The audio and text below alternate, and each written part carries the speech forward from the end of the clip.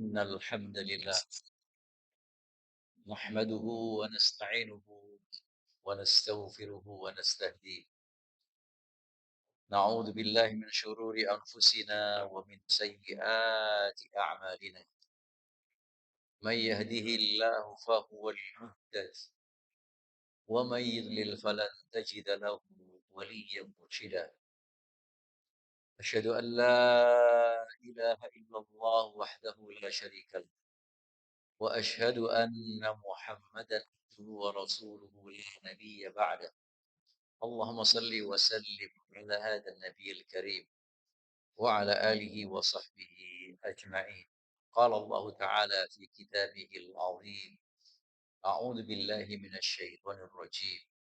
يا أيها الذين آمنوا اتقوا الله حق تقاته ولا تموتن إلا وأنتم مسلمون. أما بعد، فيا أيها المسلمون أوصيكم ونفسي وإياي بتقوى الله فقد فاز المتقون. Sidang Jumat yang berbahagia.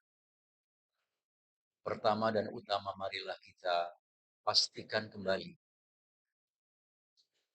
konsolidasikan kembali keyakinan dan keimanan kita, agar dipastikan keimanan kita tumbuh dengan subur, melahirkan berbagai prestasi-prestasi positif di mata Allah, sehingga di saat kita diakhiri, kita akan menjadi hambanya yang husnul khotimah. Amin ya rabbal alamin. Karena itu para khatib, dan merupakan tradisi kenabian, setiap khutbah yang dilaksanakan selalu termuat di dalamnya pesan takwa. Fa inna khairaz zadi taqwa fattaquni ya ulil albab. Karena pesan takwa itu adalah bekal yang paling monumental, yang paling utama. Dan hanya orang-orang yang bertakwalah yang dekat di sisi Allah Subhanahu wa taala. Hadirin sidang Jumat yang berbahagia. Allah Subhanahu wa taala berfirman di dalam surat At-Taubah ayat 36. A'udzu billahi minasyaitonir rajim. Inna iddatasy syuhuri indallahi 12 syahran yauma khalaqas samawati wal ard minha arba'atun hurum. Sesungguhnya bilangan bulan di mata Allah setahun itu 12.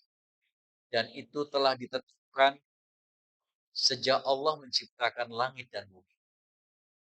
Di antara 12 itu ada 4 bulan yang disebut bulan haram. Hadirin rahimakumullah.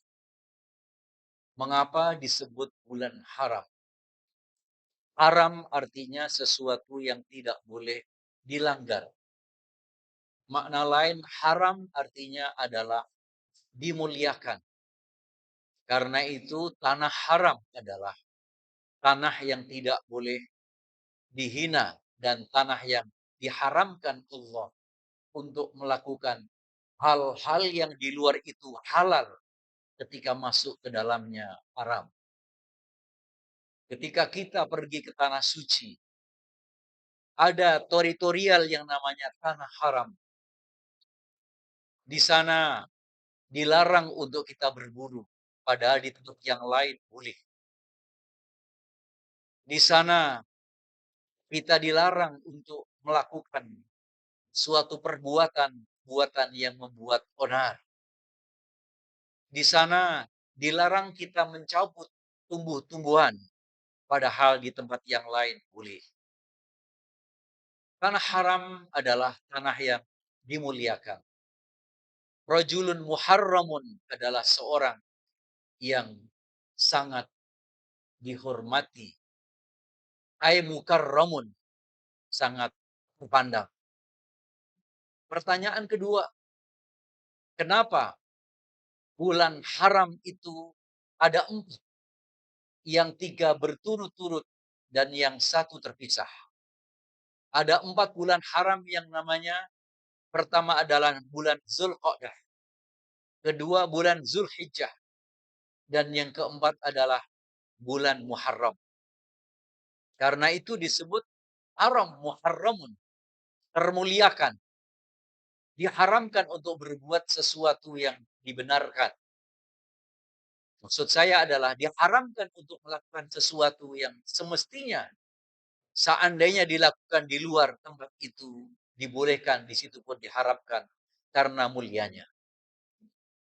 Para a'immah mufassir menjelaskan, Imam Ibnu Katsir termasuk juga mufassir yang baru, Wahbah Az-Zuhaili, di dalam kitabnya Tafsir Al-Munir, beliau katakan, kenapa 3 bulan haram itu berturut-turut? Hada li ajli masalihin nasi wa iqamatil hajj. Karena ada 2 tujuan penting. Allah menjadikan bulan haram 3 berturut-turut, yaitu untuk kemaslahatan manusia dan untuk menjamin keamanan haji. Bulan haji yang fokusnya hanya 4 atau 5 hari, mulai tanggal 9, 10, 11, 12, atau 13, atau 8, 9, 10, 11, 12, dan 13. Tetapi yang melingkupi sterilisasi yang dilakukan Allah secara syar'i dalam rangka pelaksanaan ibadah haji, yaitu ada 2,5 bulan lebih. 1 bulan Dzulqa'dah penuh, dan 1 bulan Zulhijjah penuh, dan 1 bulan Muharram penuh. 1 bulan Dzulqa'dah adalah preparation, persiapan untuk terciptanya suasana, baik suasana secara teritorial maupun suasana secara kebatinan, agar penyelenggaraan ibadah haji ini merupakan penyelenggaraan yang benar-benar menghasilkan sesuai tujuan utama. Sedangkan 1 bulan terakhir, yaitu bulan Muharram. Kenapa 1 bulan Muharram penuh itu diharapkan untuk melakukan sesuatu yang sebenarnya ada beberapa sesuatu yang boleh dilakukan di luar dalam rangka menjamin pulangnya jamaah haji menuju ke tempat masing-masing. Adapun bulan Zulhijjah, jelas itu merupakan puncak pelaksanaan ibadah haji. Pertanyaan yang kemudian menjadi lebih kritis adalah, apa sesungguhnya tujuan utama haji sampai Allah membuat kerangka, filosofi, bahkan secara teritorial diberikan jaminan? Pasti bukan sesuatu yang sederhana. Oleh karena itu, dalam konteks yang bersifat filosofis, yang normatif saja, bahwa al-hajju al-mabrur laisa lahu jazaa'un ilal jannah. Haji yang mabrur, balasannya itu adalah tidak lain kecuali surga. Dan jihad seorang perempuan itu bukan mengangkat senjata, tetapi jihadnya adalah untuk melaksanakan haji secara sempurna. Meski demikian, itu tataran normatif. Tetapi sesungguhnya ibadah haji bukan sekedar ibadah. Ibadah haji bukan sekedar lari-lari dan kemudian memanaskan diri. Ibadah haji memiliki nilai spiritualitas yang sangat tinggi. Imam Al-Ghazali memberikan satu kritik tajam di dalam kitabnya Ihya Ulumuddin ketika dia mencatat pada tahun 800-an Hijriah, di saat zaman beliau, zaman keemasan Islam, lalu kemudian terjadi adanya sebuah pelaksanaan ibadah yang rasanya hanya berkisar antara rutinitas dan formalitas, sehingga tidak melahirkan substansi yang dituju, termasuk dalam konteks ibadah haji. Sehingga di dalam kitab Ihya Ulumuddin ada salah satu rumusan, termasuk rukun-rukun yang lain, tentang adanya nilai spiritual dalam haji. Spirit adalah nyawa. Spirit adalah kehidupan. Spirit adalah ruh. Oleh karena spirit kehidupan, roh daripada ibadah haji bukan sekedar untuk kita di Arafah untuk berdoa. Itu puncak untuk ibadah. Tetapi ada ikam, capaian yang mau dihasilkan dari ibadah haji adalah sebuah keputusan-keputusan besar yang memberikan jaminan kemaslahatan tentang iqamatuddin, tegaknya agama ini, dan memberikan jaminan tentang masalihun nas, kemaslahatan manusia-manusia. Oleh karena itu sesungguhnya Belanda sangat paham betul kenapa pada masa Belanda ketika orang yang pergi haji dikasih ciri haji, perempuan hajah, karena diharapkan dia mudah untuk mengontrol. Hampir semua gerakan-gerakan perlawanan kemerdekaan, gerakan perlawanan anti penjajahan,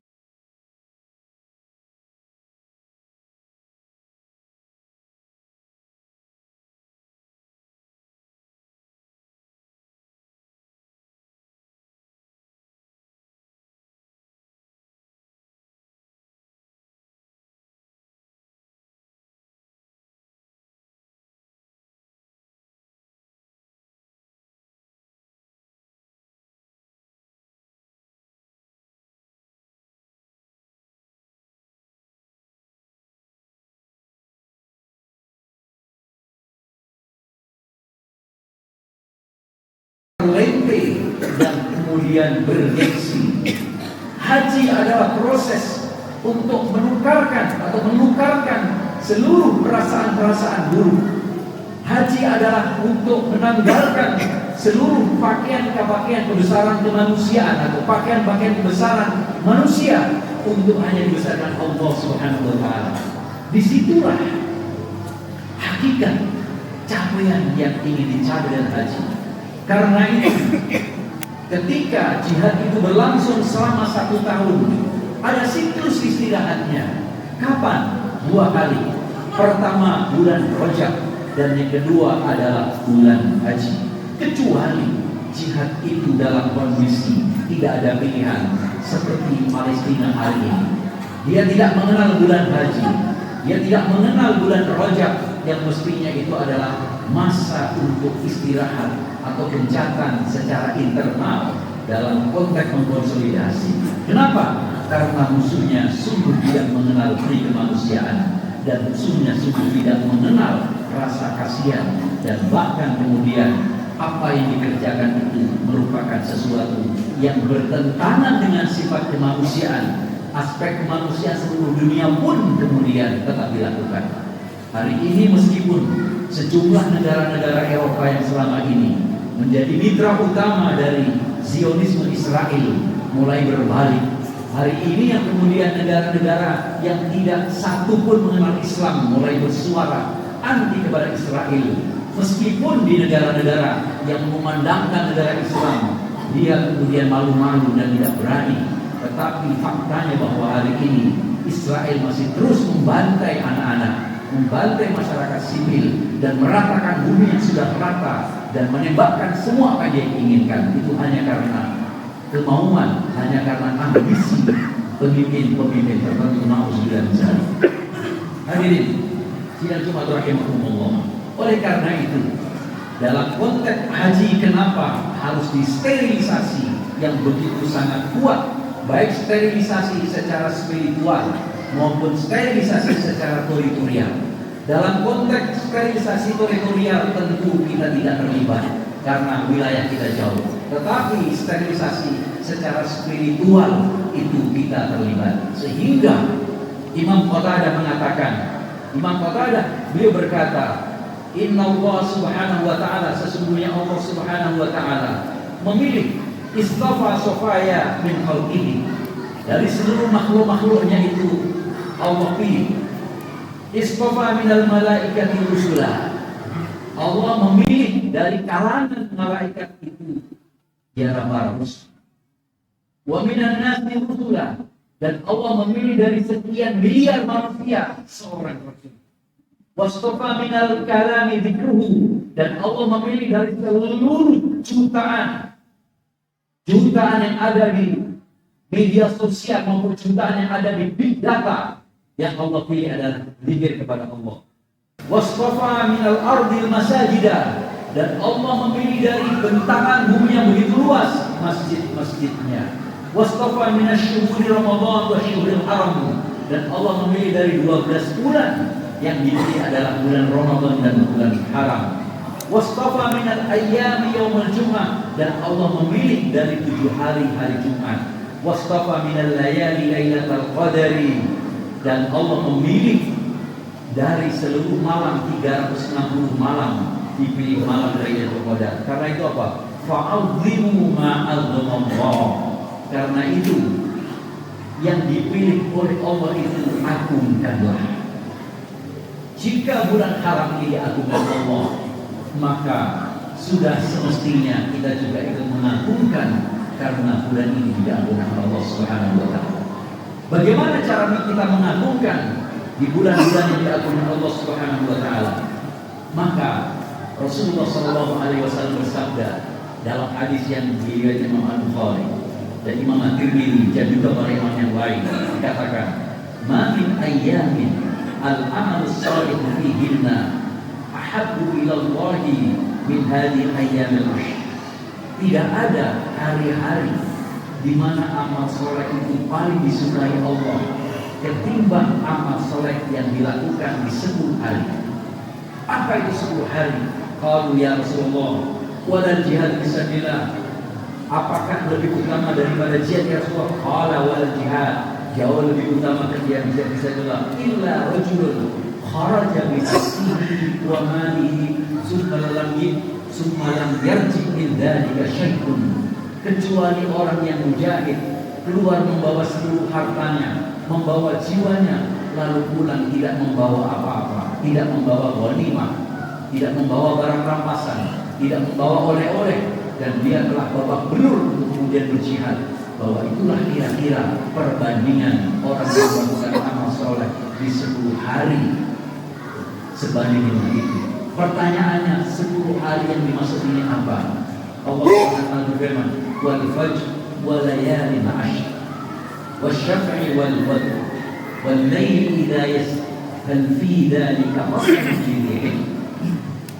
Allah berkata, Allah berfirman, wal fajr, demi fajar, wal layalin 'ashr, dan demi malam-malam untuk 10 ini. Para ulama mufassir mengatakan yang dimaksud layalin 'ashr wasyaf'i wal watr adalah yaitu 10 hari pertama bulan Zulhijjah.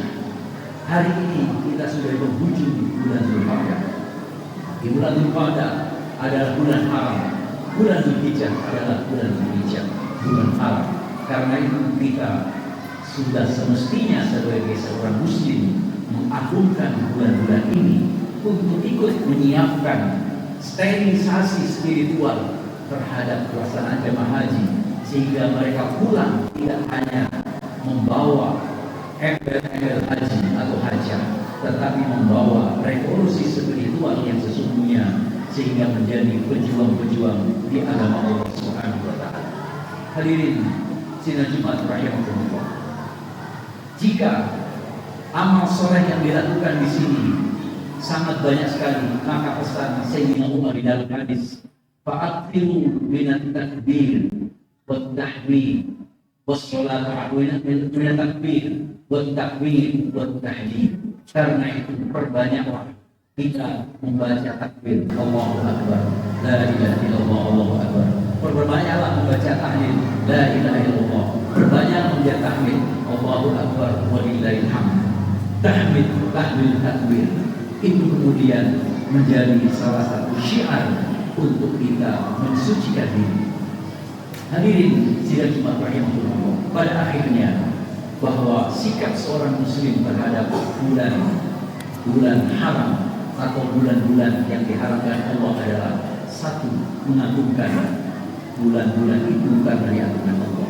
Yang kedua, memperbanyak amal-amal soleh yang merupakan amal soleh dilipat gandakan dan sangat dicintai Allah, wabil khusus di 10 hari pertama di bulan Zulhijjah. Yang ketiga, salah satu hadis yang didorong oleh Rasulullah ma min amalin fi hadzal yaumi afdal min iraqatid dami. Tidak ada amal soleh yang mengungguli di tanggal 10 Dzulhijjah, yaitu melebihi amal soleh memotong kurban. Sehingga apa yang kita lakukan ini tidak hanya berhenti pada aspek spiritualitas, maksud saya aspek rutinitas mata, tetapi harus tercapai spiritualitas yang dapat membersihkan jiwa-jiwa kita.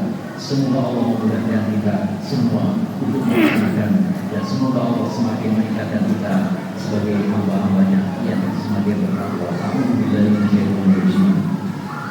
Bismillahirrahmanirrahim. Wal 'ashri innal insana lafi khusr illa الذين آمنوا وعملوا الصالحات وتواصوا بالحق وتواصوا بالصبر. بارك الله لي ولكم في القرآن العظيم ونفعني وإياكم بما فيه من الآيات والذكر الحكيم، فتقبل مني ومنكم تلاوته إنه يسمع المستمعين إنه الغفور الرحيم.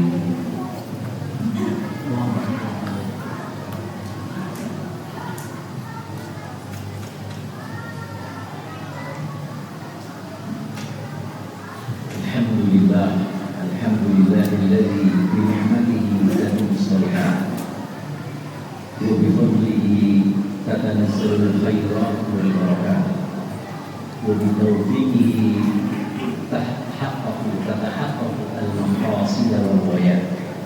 Allahumma shalli wa sallim ala sayyidina Muhammadin khairil bariyah wa ala alihi wa sahbihi wa baraka wa sallam. Usikum nafsi wa iyyakum Allah.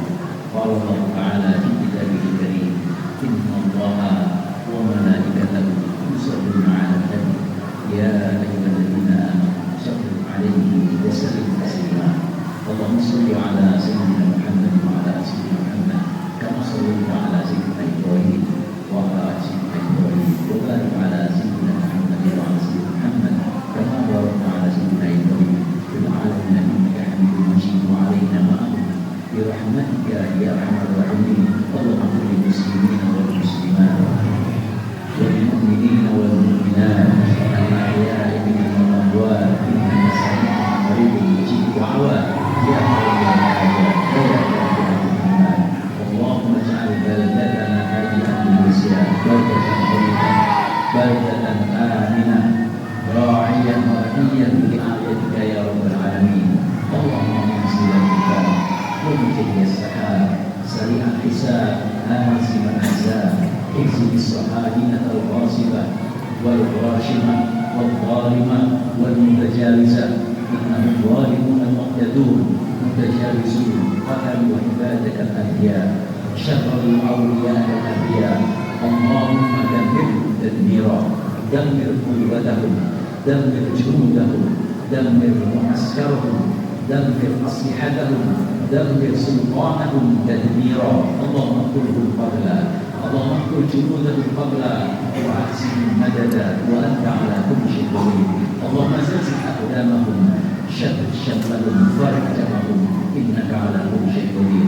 اللهم انصر إخواننا المجاهدين في كل مكان، وانصر المجاهدين في فلسطين.